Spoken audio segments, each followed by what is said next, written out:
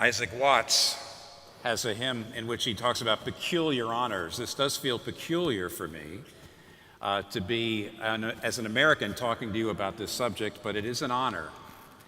And so I'm glad to be addressing you on this subject. The subject is, what can Christianity offer British, Western, our society in the 21st century? And I'd like to answer that question from the last verse that was just read to you out of that famous passage. You are the salt of the earth, but if the salt loses its saltiness, how can it be made salty again? It is no longer good for anything except to be thrown out and trampled underfoot. Now, Jesus is using a metaphor, salt, and when salt is dispersed into meat, it is both savory and preservative. On the one hand, it's savory. It brings out the taste, the best in the meat. But on the other hand, it's a preservative. It keeps it from decaying. But only if the salt is salt. That is, only if it's chemically different than the meat. If it's not different chemically from the meat, then it's of no use at all. The metaphor Jesus is using is to say that his disciples, that's the Christians, should be dispersed in the societies of the world. We're the salt of the earth, he says. That doesn't mean the ground, he means the world, society. And in every society, that means that Jesus says, my disciples should be bringing out the best in that particular culture and preventing its worst tendencies as well.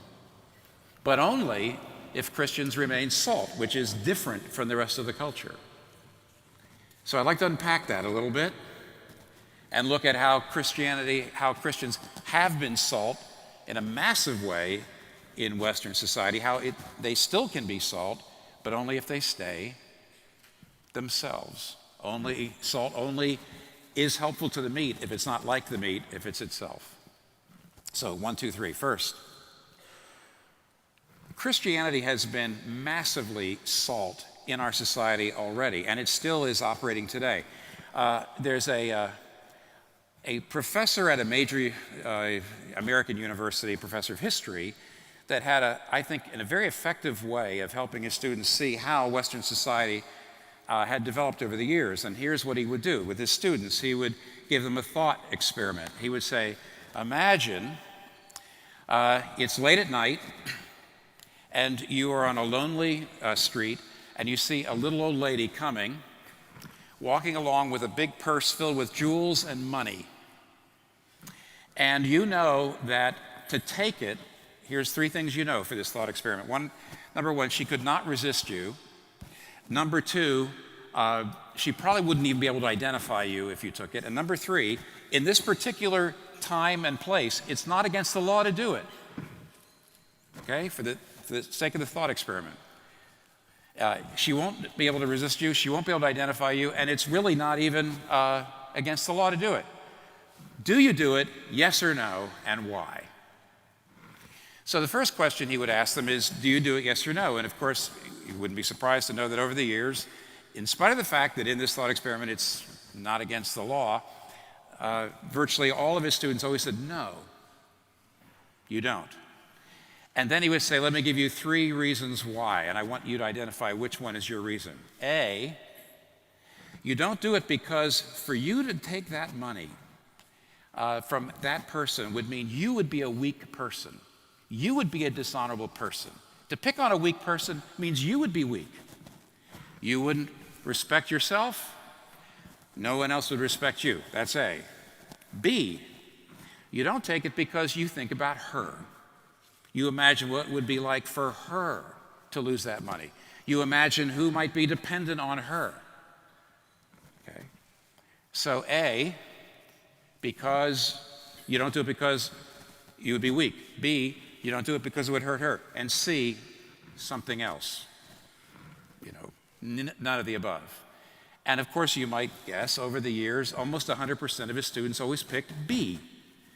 And then he would begin to teach. He said A is A is a self-regarding ethic. It comes from a shame and honor culture in which strength is what really matters, strength and honor.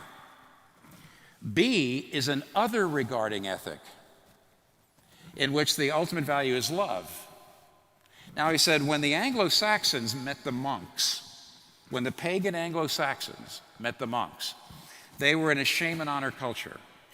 And the reason they wouldn't take that money would be because they would be a weak person. But when the monks came along, the Christian monks with this other regarding ethic, an ethic of love, the Anglo-Saxons thought this is crazy. Why, the only thing that holds society together is respect for strength and a certain amount of fear for strength. Society would completely fall apart otherwise. And of course, the Christians won. Christianity won out. And this is where the professor would make his point. He says, I don't care whether you're a Christian or not in this room. And he says, I don't care even whether you believe in God. Personally, it doesn't matter. The point is, you have been shaped by Christianity. Your moral sense is not the moral sense of an Eastern or ancient shame and honor culture in which strength is the most important thing. You have an other regarding ethic, an ethic of love, and that came from Christianity. Because the monks came saying, it doesn't matter the social class of the person, it doesn't matter your social class or their social class, everyone must be loved for their sake. Now, as soon as you begin to think about this, you begin to realize how this worked itself out through Western civilization. There's all kinds of scholarship going on now. I can only gesture in the direction. Brian Tierney of Cornell University and a whole lot of other people have shown that the idea of human rights, the idea of every human being being of equal dignity and worth, did not have come up out of the Enlightenment. It came up in the Middle Ages, and it actually came up out of Christian and biblical roots. For example, ancient cultures all accepted slavery, but the first person we know of ever that protested and said slavery is wrong per se, the institution is wrong per se, because human beings may not be sold because they are of infinite worth, was Gregory, the Bishop of Nyssa, who in the 370s preached a very famous sermon in which he said, now by the way, these are currencies I'm about to tell you, in which he said, how many obols for the image of God? How many staters did you get for selling the God-formed human being? For Jesus Christ, who knows the worth of human nature, has said an entire cosmos is not worthy to be exchanged for a human soul. Who, this is Gregory of Nyssa, who can buy a man or sell a man once you realize he's in the image of God? Now that idea, which was unique in the world at the time, he was the first person, the first voice to get up and say, no human being can be sold to another human being.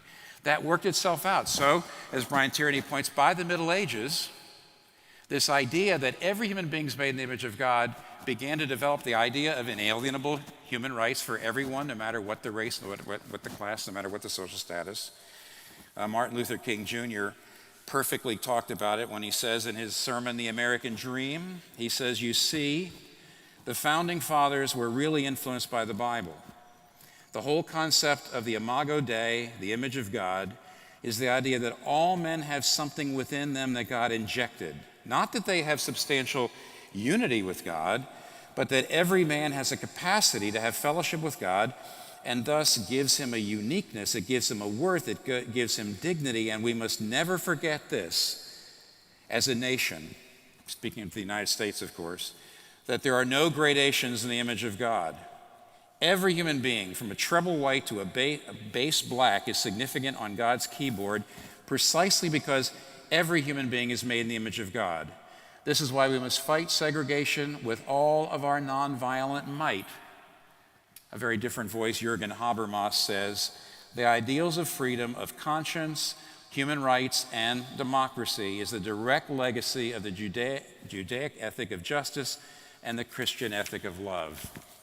The very idea of human rights, then, works itself out in a whole lot of different areas. David Bentley Hart, another scholar, talks about how our modern ideal of universal benevolence, helping the poor no matter where they are, helping the hungry no matter where they are, the whole idea of universal benevolence is a Christian idea that grew out of Christian roots.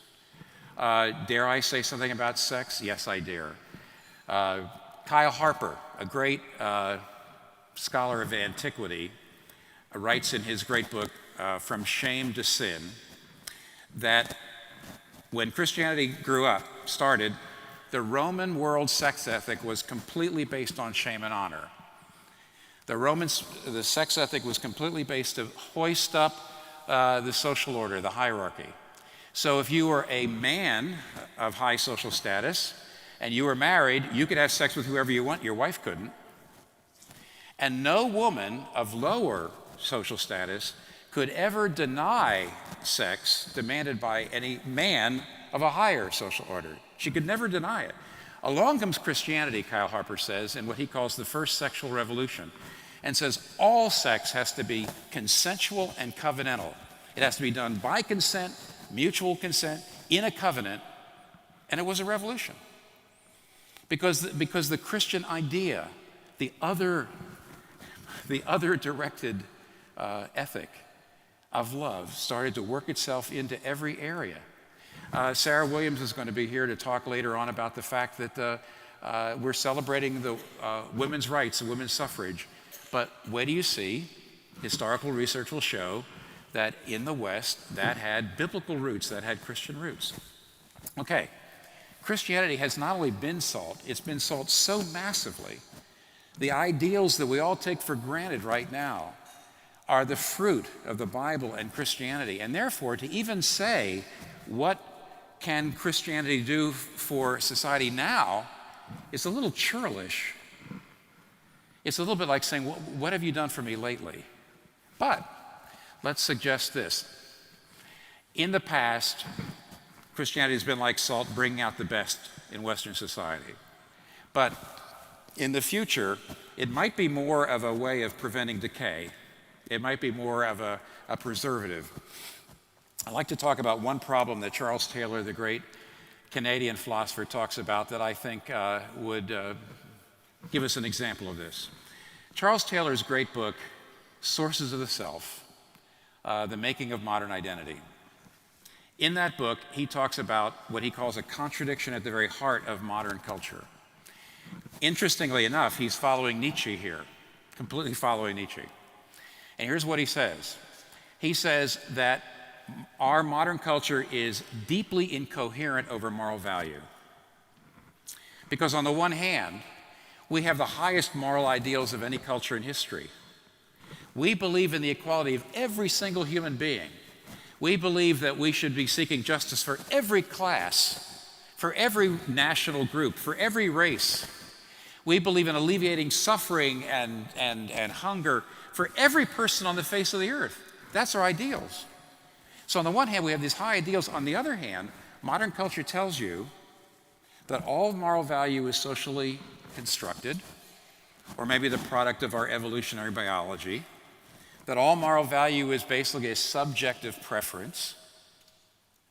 And so what Charles Taylor says is we have these high moral ideals, but we don't have the moral sources to support them. We say, look at these ideals, and then over here we say, really, all morality is relative.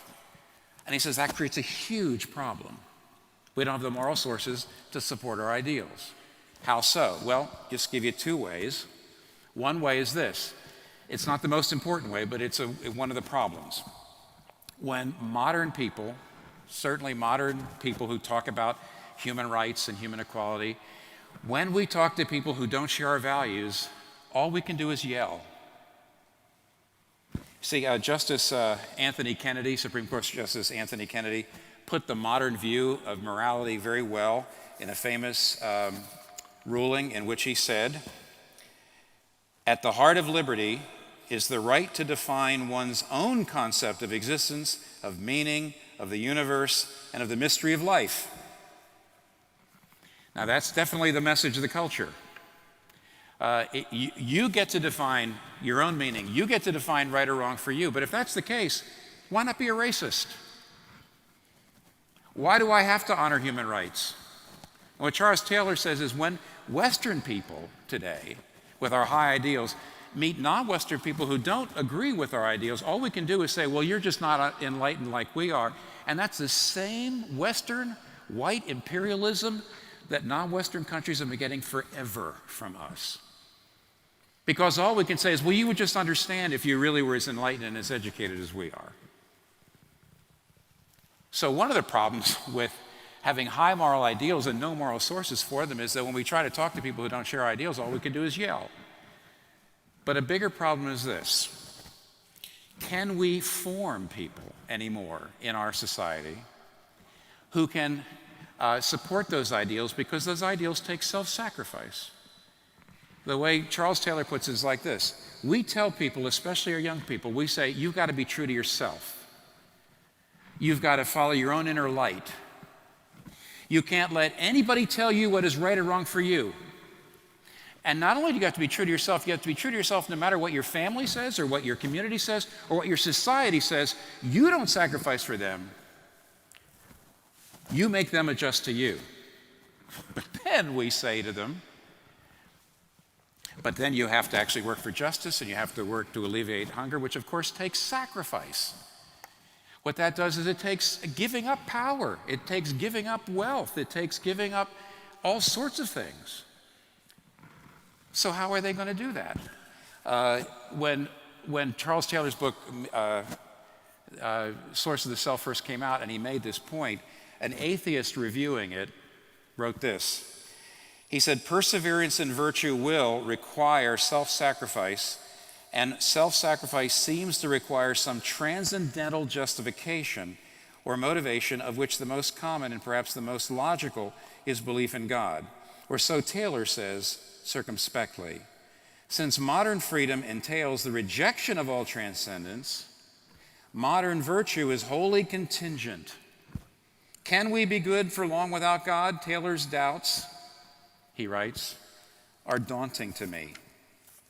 But let me give you an example, just to put a fine point on what I'm talking about here and what Taylor's talking about. Not too far from where I grew up, in Pennsylvania, in October 2006, a gunman went to an Amish schoolhouse, and he took a bunch of little school children hostage. And during that whole crisis, he shot and killed 5 of them, girls, I think ages 7 to 13. And then he killed himself. Within hours of the shooting, the Amish community had come around both the parents of that shooter, who lived in that area, and around the wife and the 3 children of the shooter who lived there, and had come to them and expressed sympathy and said, we want to be with you for the hard days ahead. When the shooter's funeral occurred, more than half the people who were at the funeral were Amish people. And an Amish spokesman said that all the family members who lost children forgave the shooter and his family. And of course, in America, there was a huge amount of discussion about this. Everybody was shocked at their ability to reconcile, to love, to reach out. And what a lot of people wrote back then, I remember very clearly, is this is what Americans are capable of. This is us at our best. But 2 or 3 years later, 3 sociologists wrote a book called Amish Grace. And in that book, they wrote that we should not think that our Western society is capable of producing this sort of thing anymore. Forgiveness is an act of self-renunciation. Forgiveness is an act of self-sacrifice for the good of others, for the good of the community. Forgiveness means I could pay back, but I'm not going to. It's an act of self-renunciation and self-sacrifice. But, the sociologist said, our culture increasingly is a consumeristic culture, it's an individualistic culture, and it teaches self-actualization. It teaches self-assertion, and it teaches you never to do self-renunciation. Never do that. And so they said, we're more and more going to become incapable of having people who can forgive, who can share power, who can make sacrifices. We're just not producing them. And they said, but see, the Amish culture was based on Christianity, and here's what the Amish culture was based on. We're saved through what Jesus Christ has done. He had all glory. He had all power. And he had every right to be angry at us, his creation, for turning away from him. But instead, he gave all that up, and he gave and he gave and he gave. He gave up his glory and became a human being. He gave up his life, and he went to the cross and died on the cross. As he was dying, saying, Father, forgive them. They don't even really understand what they're doing. And what the sociologist said, on the basis of that we're saved through the self-giving of Christ, then we hear Christ saying, what? Take up your cross and follow me. Lose yourself to find yourself. Don't live for yourself anymore, but live for God and your neighbor. See, that's drilled into the Amish, and as a result, they can do that, but that's not drilled into us. What we need in our society, which is producing self-actualizers, self-asserters, we need millions of people who've been shaped by the self-giving of Jesus Christ, who say, I'm a Christian because of Jesus' self-giving, and we're able to say, therefore, I live for God and for my neighbor, not necessarily for myself, because I've got everything I need in him. Look, last point, simple last point. Jesus' metaphor is that Christians can be salt as long as they're salt, meaning not the same as the meat. They're different. And therefore, Christians will not, interestingly, benefit society if they're just like everybody else in society. We're not going to benefit a society filled with self-actualizers unless we really are different, unless we do believe Jesus died for us, unless we do believe that we live through the self-sacrifice of the great Jesus Christ, and therefore, we're going to live by self-sacrifice. See, unless we are shaped deeply by that, then we're really not going to be of any kind of benefit. Larry Hurtado of the University of Edinburgh has written some books on early Christianity recently. And one of his books is called, Why on Earth Would Anyone Become a Christian in the First 3 Centuries? He says, as a historian, you have to ask that question because Christians were the most persecuted of any religion. So why would you become a Christian at a time in which there was no social benefit to you? No social benefit at all. And he said there's 2 answers.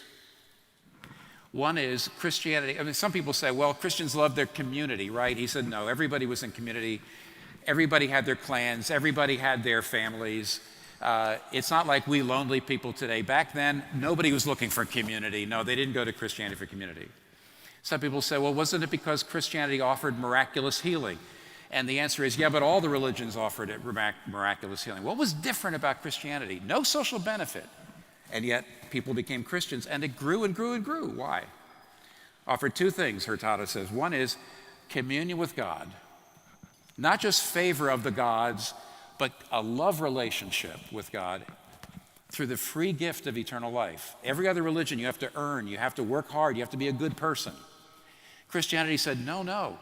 Christ has gone to the cross, and through his sacrifice has procured your salvation. So if you believe in him, his death, and his resurrection, you get forgiveness now. And there it is. To say, in myself I'm unworthy, but in Christ I'm absolutely loved perfectly, infallibly, without condemnation. Because of his sacrifice, that's what turns you into a person who can be salt.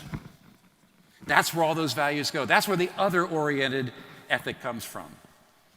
See, that's where the infinite value of the human soul comes from. Christians, you're only going to be of benefit to society if you stay different, if you don't become like the society, self-actualizing, if you stay self-sacrificers and self-givers. And here's what the British society can do to get the most benefit out of Christians. Not demand that they become like everybody else. Our modern society says we believe in respect for difference. Okay, respect Christians' difference, but here's what you should do for them. Oh, British society, I guess if there's any place to talk to British society, I guess this is the place to do it. Oh, British society, tell Christians, be true to your own ideals and critique them on the basis of their ideals. Don't critique them on the basis of somebody else's. Critique them on the basis of their own ideals. How fair that is, but how good that will be. We deserve the critique. How good that is, and how fair that is, but how good that will be for British society and Western society. Thank you.